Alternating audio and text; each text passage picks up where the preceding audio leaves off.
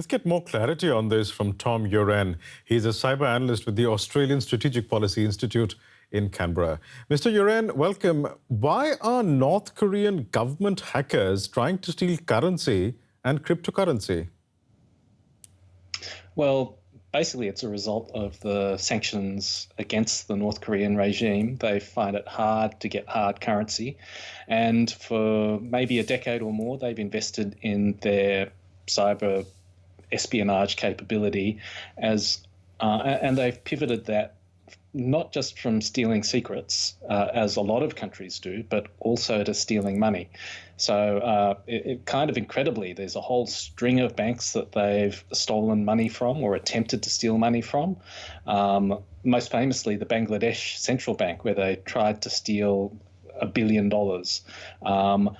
And they've been, it's a self-sustaining program nowadays because they're able to raise money by their hacking. It's quite a change, isn't it, from 2014, for example, when North Korean hackers were accused of hacking Sony Pictures over the movie The Interview, a parody of Kim Jong-un that didn't go down too well, predictably, in North Korea. Have North Korean hacking abilities improved over time?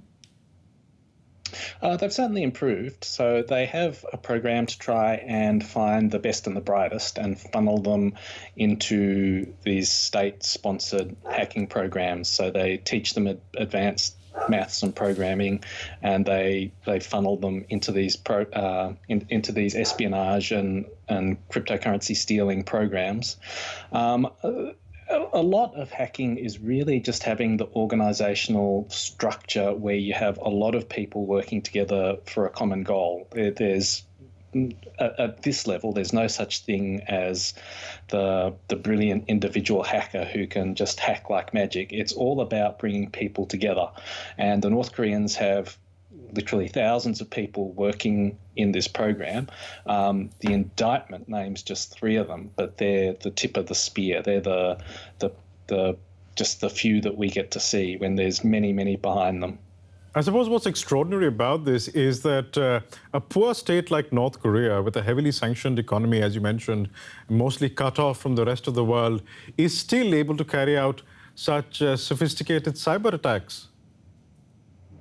Yeah, so part of this reflects the fact that cybersecurity is just poorly done everywhere. So if you look at the list of countries or banks that they've attacked, Bangladesh, Malta, Mexico, Indonesia, Pakistan, most of them are in less developed countries where the standards of cybersecurity are a bit lower, so the going's a bit easier. They've also done a lot of theft from cryptocurrency exchanges where it's really like the Wild West out there. So there's lots of opportunities to steal cryptocurrencies. So they really, they do a good job, don't get me wrong, but they also have the whole world of banks. So they're not after banks in a rich country, they're after banks where security is poor. And if the whole world is your oyster, you will find many banks where security is poor.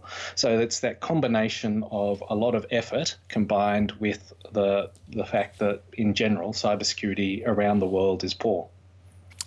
Tom Uren from the Australian Strategic Policy Institute in Canberra. Thank you so much. Pleasure talking to you. Thank you.